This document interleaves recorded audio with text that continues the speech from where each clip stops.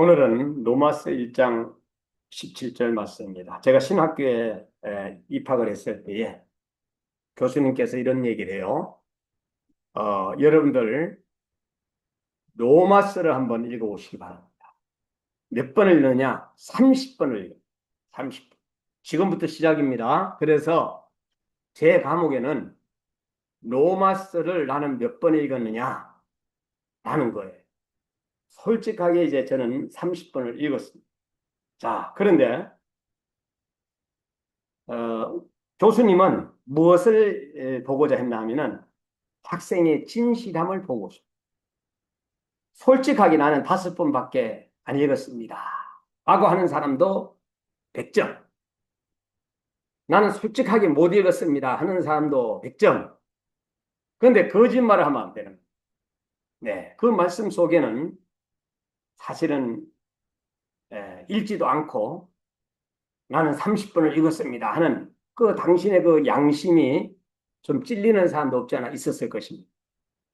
근데 로마서를 읽다 보니까 여기에는 어떤 단어들이 나오느냐? 복음이라는 단어가, 복음.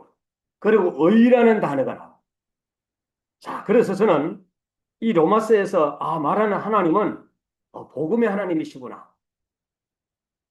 교수님께서 왜 복음서를 읽으라 했는지를 마태, 마가, 누가, 요한도 복음서지만은 정말로 우리가 흔들리고 넘어지고 쓰러지고 그다음에 자빠지고 그다음에 시험 들고 할 때에 로마서를 읽어라. 로마서. 간절한 마음으로. 그래서 제가 읽어보니까 한 45분 정도 걸려요. 근데 어떤 사람은 뭐 1시간도 걸릴 수 있습니다. 그러나 평균적으로 봤을 때 한 45분 정도. 여러분 오늘 이제 집에 돌아가셔가지고 이 방송을 보는 여러분들도 로마서를 한번 읽어보시기 바랍니다. 로마서. 여러분 로마서에는 말하는 이 하나님은 복음의 하나님입니다. 그의 의와 능력, 창조주 되신 영원하신 능력과 신성, 그리고 사람을 심판하시고 동시에 은혜로 구원하시는 이러한 분으로 이 말씀은 우리에게 들려주고 있습니다. 이 복음의 하나님은 어떤 하나님이냐? 바울은 로마서 전체에서 하나님을 복음을 통해 자신이 전하는 하나님으로 소개하고 있습니다. 이 복음은 모든 믿는 자에게 구원을 주시는 하나님의 뭐라? 능력이에요. 또 하나님의 의로 나타나 있어요. 오늘 본문에 로마서 1장 17절 말씀에 복음에는 하나님의 의가 나타난다고 했어요. 여러분 로마서 12장 12절에 이런 말씀 있죠. 소망 중에 즐거워하며 환난 중에 꽉 참으며, 꽉은 없습니다. 성경에는. 환난 중에 참으며 그리고 기도에 힘쓰며. 여러분 또 찬송가 이런 찬송이 있어요. 찬양을 함으로 인해서 기쁨이, 감사함으로 평안이. 여러분 오늘 우리가 찬양을 막 하다 보면은요 정말로 하나님의 말씀의 능력도 임하고 그리고 복음이라는 단어도 많이 들어가지만은 찬양하면 어쨌든 간에 눈물 나는 것도 있지만은 기쁨이 있다. 찬양하면서 막 그냥 뛰기도 하고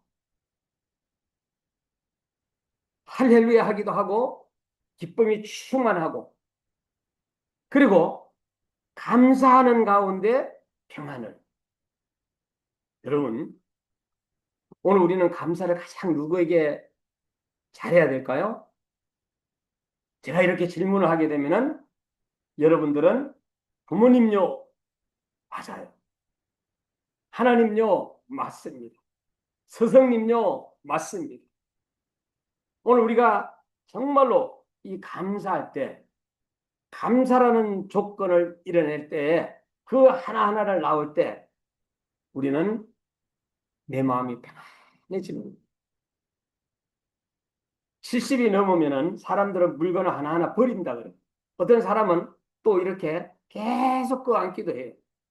그래가지고 집에 가득한 물건으로 쌓이는가 하면은 어떤 사람은 버림으로 인해 가지고 천국에 대하여 소망을 가지면서 살아가는 사람도 있어요. 요새 들어와가 제가 우리 목사님들과 함께 뭐 제가 AI를 잘해가지고 하는 것이 아니라 제가 조금 먼저 AI를 배운 것에 대하여 우리 목사님들과 함께 나누기 위해서 12주 전부터 우리 목사님과 함께 연구하면서 이제 AI를 함께 우리 교회에서 공부를 합니다. 그런데 이 AI를 공부하면서 제목을 이렇게 올렸어요. 오늘 하루만 삽시다. 오늘 하루만 삽시다. 여러분, 제가 어저께 저기에 갔다 왔어요. LDR 수련회에서 37회 금식 수련회를 LDR에서 한 거는 두 번째로 참여를 했는데 한 번은 여러 명이 자는 곳에서 10명이 자는 데서 함께 잤고요. 그 다음 날은 우리 유창무 선교사님과 함께 임도 선교사님과 함께 잤어요. 그런데 제가 이래 눕더니 우리 유창무 선교사님이 1분도 안 돼가 날 보고 잠이 든다라는 거. 1분도 안 돼가. 우리 선교사님도 그렇게 잠자는 거예요. 이 잠 잘 드는 것이 얼마나 복인지 모른다 하면서 제 자는 모습을 보면서 또 본인도 바로 선교사님도 바로 잤다는 얘기입니다. 여러분, 우리가 잠에 드는 순간에는 어떤 일들이 일어날지 몰라요, 사실은. 깊이 잠들었을 때, 4시간을 자든 1시간을 자든 깊이 잠들었을 때는 우리가 정말로 누가 우리를 안아가도 모를 정도로 깊이 잡니다. 제가 그래요. 이렇게 우리가 깊이 잠들어는 것은 하나님께서 깊이 우리를 잠들게 하신 거예요. 그 다음날 또 일어나잖아. 여러분, 어떻게 생각하면 우리는 언제, 어떻게 죽을지 아무도 몰라요. 어떤 목사님께서 사모님이 일어나니까 돌아가셨다. 자, 말 한마디 유언도 안 남기고 돌아가신 거예요. 그 사모님도 일주일 뒤에 똑같은 자리에서 돌아가셨습니다만은 이렇게 돌아가시는 것이 어떻게 생각하게 되면은 정말로 평안하다 저는 생각해요. 그래서 우리는 늘 죽고 다시금 살고 죽고 살고 한다는 마음에서 하루만 삽시다. 하루. 오늘 하루만 삽시다. 이렇게 하면서 살아가는데 어떤 사장님은 부모님이 70에 세상을 떠나. 70에 이렇게 세상을 떠나가지고 나는 70까지만 우리 부모님 사는 데까지만 살아야겠다 해가지고 70이 됐는데 70 됐는데도 하나님이 자기를 안 데려간 거예요. 살아나셨어요. 그래가지고 한국 평균 연령 나이가 83.4세잖아요.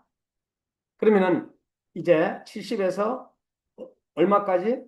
18년까지. 이제 18년만 딱 살고 이제 또 하나님 부르시면 이제 가야 되겠다 하고 죽음의 나이를 적어 놓은 거예요. 그때까지 또 살려주시면은 이제 100세까지로 목표를 정하고 또 살려주면은 모세처럼 120달까지 살 수도 있겠지요. 여러분, 우리가 항상 죽음을 준비한다라는 것은 하나님 앞에서 은혜 생활하는 거다. 저는 그렇게 생각해요. 오늘 저는 로마서를 통하여서 저와 여러분들이 이제 바울의 3가지 고백을 우리가 볼 수가 있는데 예수 그리스도라고 하는 이 바울의 신앙 고백. 예수 그리스도의 예수 그리스도, 예수 그리스도. 여러분, 백문일답이라는 게 있어요. 100가지의 질문을 던져도 답은 오직 예수 그리스도다. 이렇게 이 바울 신앙의 고백. 예수 그리스도의 종이라고 하는 바울의 신분 고백. 자, 여러분들은 사모님, 목사님, 장로님, 집사님, 여러분들에게도 신분이 있는 것입니다.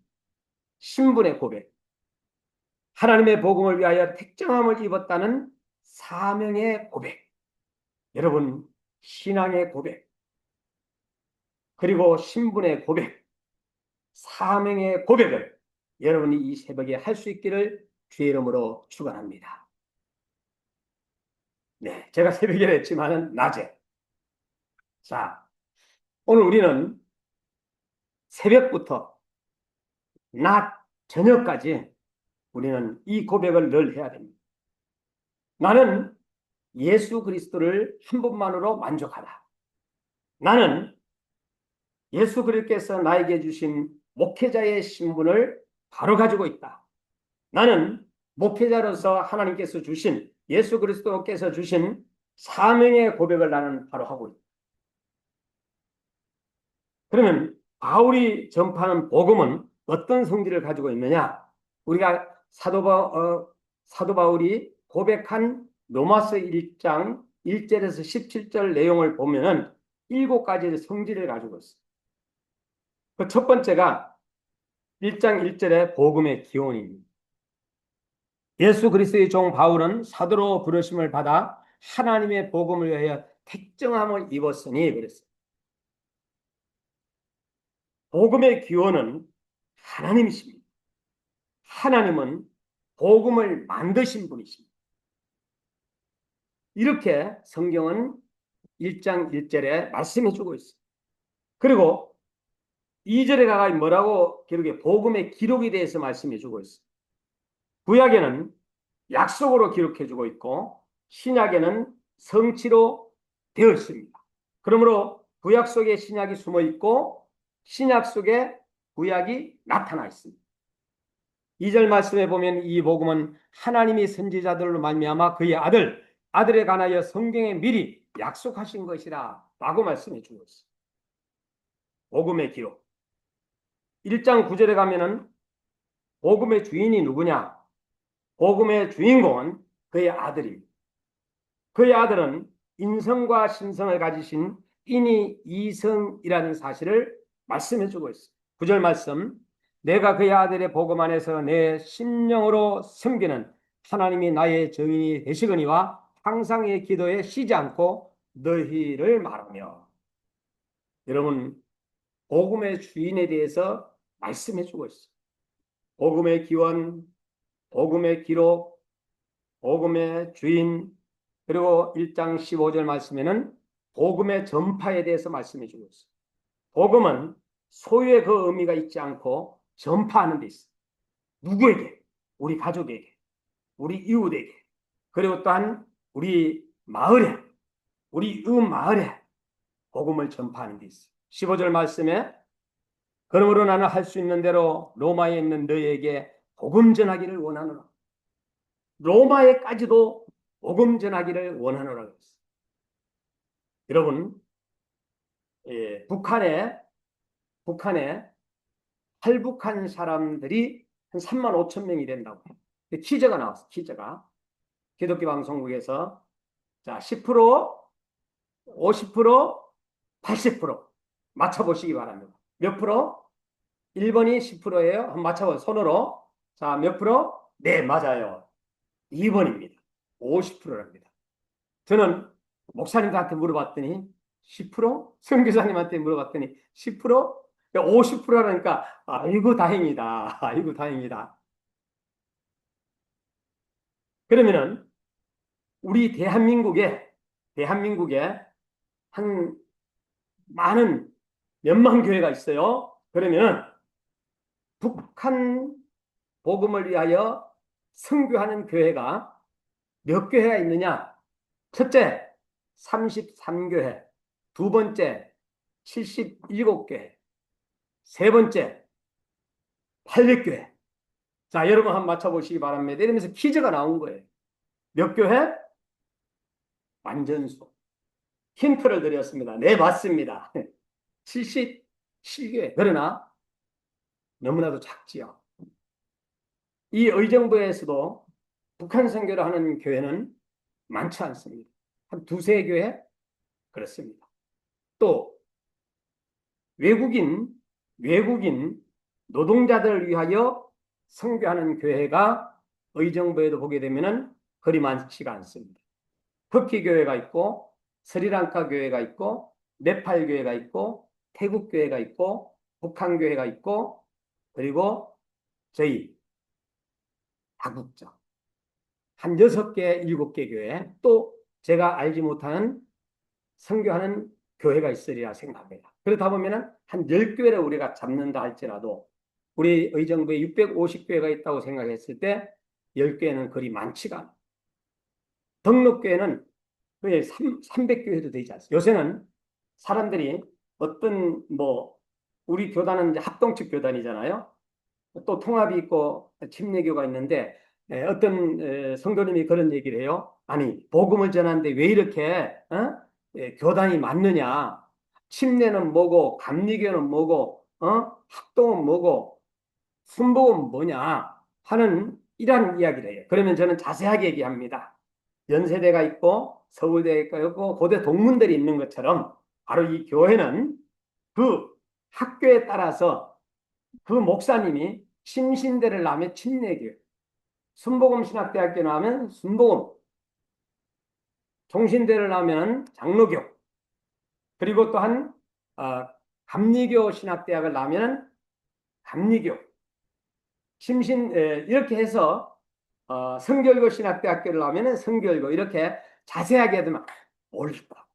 그런데 의외로 성도님들도 모르는 경우가 너무 많은 거예요. 여러분, 그래서 뭉치는 거죠. 하나가 되는 거예요. 여러분, 사람의 마음이 맞아야 되죠. 그 교수님들이 전파하는 우리 보통 이제 보수교회라고 하게 되면은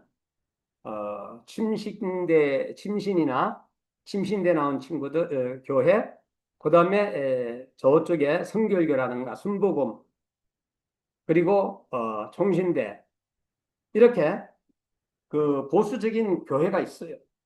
기장교회는 달라요. 여러분, 오늘 우리는 로마서에서 전파하는 복음의 7가지는 복음의 기원, 복음의 기록, 복음의 주인, 복음의 전파까지. 그런데 저는 이 감리교가 어딘가 모르게 말씀이 우리하고 비슷하지 않다고 생각했는데 나이 드신 목사님들은요, 복음주의예요. 저희 교단하고 비슷하게 말씀이 전파되는 것을 볼 수가 있어요. 같이 그냥 복음 전하고 또 기도 많이 하고. 5번째는 복음을 부끄러워하지 않는다 그랬어요. 1장 16절에 내가 복음을 부끄러워하지 아니하노니 이 복음은 모든 믿는 자에게 구원을 주시는 하나님의 능력이라. 첫째는 유대인에게 또한 헬라인에게. 왜냐하면 구원을 주시는 하나님의 능력이기 때문에 우리는 복음을 전파할 때 부끄러움 없이 복음을 전하다 보면은 소금도 날라올 수가 있고 돌멩이도 날라올 수가 있고 그다음에 또한 힘도 베풀 수가 있고 욕도 날라올 수가 있습니다. 물건도 집어던질 수가 있습니다. 또 복음을 전하다가 죽을 수도 있습니다. 선교사님들은 복음을 전하기 위해서 우리나라에 들어오셔가지고 순교한 그 젊은 나이에 피를 흘리는 그 선교사님들 때문에 오늘날 우리 대한민국은 이렇게 복음이 전파되게 된 것입니다. 복음이라는 이 복음은 정말로 우리가 아직까지도 전파되지 않은 곳이 너무나도 많다라는 거예요. 누가 해야 되느냐? 내가 해야 되느냐? 저는 우리 외할머니가 저를 보고 싶다고 한 적이 있어요. 살아계실 때에. 그때 제가 신학교를 다니고 그때는 야간도 있었고 고등학교도 야간도 있었고 참말로 진짜 안타까웠던 것은 하루 정도 학교 안 가더라도 참 갔어야 되는데 보고 싶다라는 그 이야기를 하셨는데 제 얼굴을 보여주지 못했어요. 가서 복음을 전했어야 되는데 그때는 지금 같으면은 전화라도 하지만은 그때는 전화가 여의치 않았습니다. 이제는 우리가 그 사람이 나의 친지들이 나에게 욕을 날라온다 할지라도 우리가 복음을 전하는 데 있어서 부끄러워하지 말아야 된다.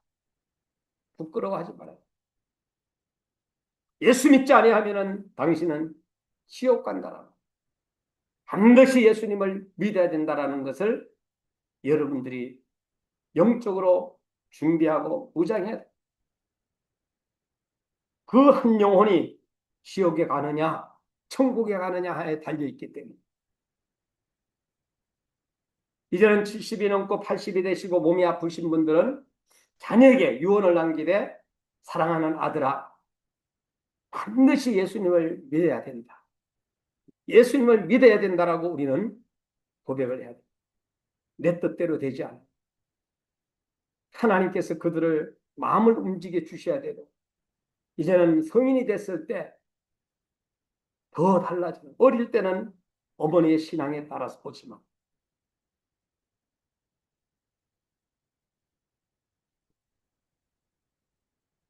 여섯 번째는 복음은 구원을 줍니다. 진노에서 5장 9절에 6장 15절에 죄에서 7장 6절에 율법에서 8장 1절에 39절에 죽음에서 구원을 주시는 분이 바로 이 복음 예수 그리스도.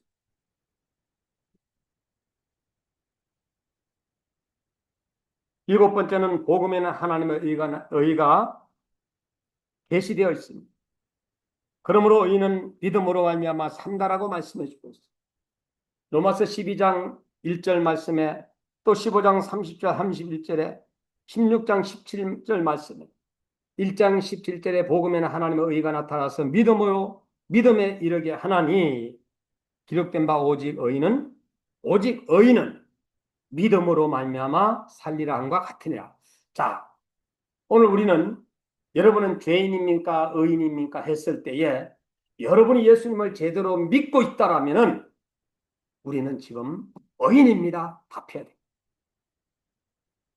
내가 예수님을 제대로 믿지 않고 있다면은 나는 죄인입니다 하고 답해야 돼. 여러분, 오직 의인은 믿음으로 말미암아. 오늘 우리는 의인이 될 수 없지만은 하나님께서 예수 그리스도를 믿는 믿음을 보시고 우리를 의인이라고 인정해 주시는 것입니다.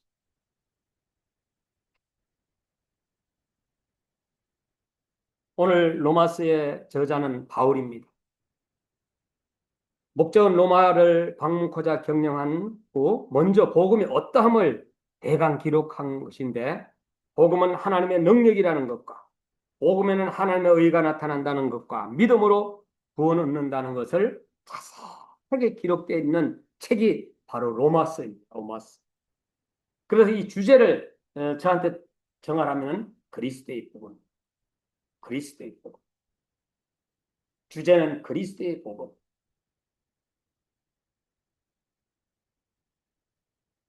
복음에는 하나님의 의가 나타나서 믿음에서 믿음에 이르게 하나니 기록된 바 오직 의인은 믿음으로 말미암아 살리라 함과 같으니라. 1장 17절 본문의 말씀입니다. 사람이 어떻게 어렵다 함을 얻게 되었는가? 이 문제는 로마서는 취급하고 있습니다. 의롭다 함을 얻는 길에 대하여 세 가지 대표적인 주장들을 하고 있는 단체가 있습니다. 펠라기엔 기한 학파의 견해가 있고 로마 교회의 견해가 있습니다. 그리고 또한 프로테스탄트 교회의 견해가 있는데, 먼저 이 펠라기안 학파의 견해를 제가 간단하게 한번 읽어드리겠습니다. 이 학파는 말하기를 사람은 유대인의 의식적 율법을 순종함으로 의를 얻는 것이 아니라 다만 도덕적 율법을 행함으로 말미암아 의를 얻는다고 주장. 맞아요, 틀려요? 네, 틀리죠. X자죠, X자. 예, 여러분들 도덕적 율법을 행함으로 말미암아 의를 얻는다고 주장하는 거 한 바로 이웃의 종교의 단체 있습니다. 누구 어느 교회라고 말씀하지 않지만은 있습니다. 우리하고는 맞지 않습니다. 자, 로마 교회의 견해입니다. 여기서는 율법적 행위로 말미암아 의를 얻는 것이 아니라 은혜로 말미암아 행하여진 일로 인하여 의를 얻는다고 주장합니다. 그러나 이 두 가지 견해는 성경적이 아닙니다. 여러분, 세 번째 견해는 프로테스탄트 교회의 견해입니다. 여기서는 성경이 말하는 대로 주장하였습니다. 곧 우리는 우리로 말미암아 행하여진 무엇을로 의를 얻는 것이 아니라 우리를 위하여 행하신 예수 그리스도의 의로 말미암아 의를 얻는다고 합니다. 이것은 그리스도께서 행하신 일을 말합니다. 그러므로 이 의는 본래 우리의 것이 아니라 다만 그리스도의 것을 우리의 것으로 인정하여 주는 것이다. 예수 그리스도께서 우리를 인정해 주는 것이다. 이 의는 복음이 우리에게 보여주는 것인데 그 의로 말미암아 신자가 의롭다함을 받는다 하고 우리 박윤선 목사님 출석에는 기록되어 있습니다. 바로 이 프로테스탄트 교회의 견해가 우리에게는 바로 답입니다. 이 의를 받는 방법은 복음을 믿는 것입니다. 여러분, 우리가 믿어야지 어떤 도덕적인 것으로 문제 해결을 할 수 없다라는 거예요. 믿는 사람에게는 도덕적인 문제는 따라온다라는 거예요. 믿는 사람에게는 부모를 존경해야 된다라는 거, 살인하지 말라는 거 자동 10계명이 그대로 따라온다라는 거예요.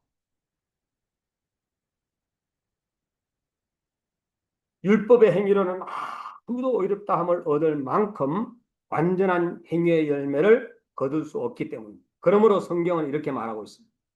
무릇 갈라디아 3장 10절에 제가 인용해서 말씀드립니다. 무릇 율법 행위에 속한 자들은 저주 아래 있나니 그릇된 바 누구든지 율법책에 기록된 대로 온갖 일을 항상 행하지 아니하는 자는 저주 아래 있는 자라 하였습니다. 갈라디아 3장 10절 말씀입니다. 믿음으로 이렇게 말씀했고 믿음으로 말미암아 의롭다함을 얻는 사람은 5장의 진노에서 6장에는 죄에서 7장에는 율법에서 8장에서 사망에서 구원을 받아 살고 의로 9장에서 10장 11장까지 온 세계가 살고 12장에 16장까지 헌신하면서 사는 구체적인 열매가 기록되어 있습니다. 그래서 우리는 중요한 단어가 바로 뭐다? 믿음입니다.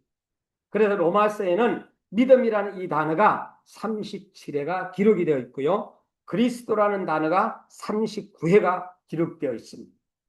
오늘 우리는 예수 그리스도 안에서 남을 사랑하는 자는 율법을 다 이루었느니라. 로마서 13장 8절. 이는 만물이 주에서 나오고 주로 말미암아 주에게로 돌아갑니다. 로마서 11장 36절. 아름답도다 좋은 소식을 전하는 자들의 다리요. 로마서 10장 15절 말씀.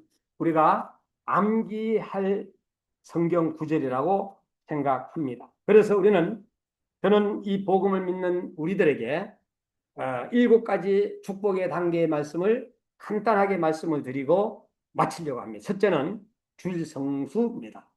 이 주일 성수는 나만 주일 성수하는 것이 아니라 온 가족입니다. 온 가족.